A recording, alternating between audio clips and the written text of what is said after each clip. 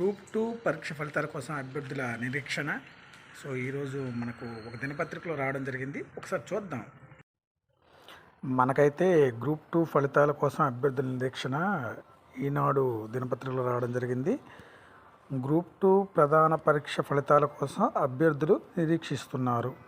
గత నెల 23న పరీక్ష నిర్వహించారు.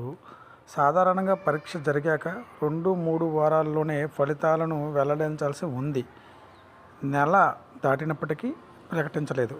నోటిఫికేషన్లో రోస్టర్ పాయింట్ ఫిక్సేషన్ తీరుపై వివాదం నెలకొన్న నేపథ్యంలో ప్రభుత్వం నుంచి మరింత స్పష్టత వచ్చాక ఫలితాలను వెల్లడించాలని ఏపీపీఎస్సీ భావిస్తుంది అని చెప్పేసి మనకు ఈనాడు పేపర్లో అయితే రావడం జరిగింది. సో అభ్యర్థులు ఏమనుకుంటున్నారు, ఈ గ్రూప్ 2 రాసిన అభ్యర్థులు ఏమనుకుంటున్నారో సో కామెంట్లో తెలియచేయండి. Please like, share, comment and subscribe wisdom famous TV మానసత్య.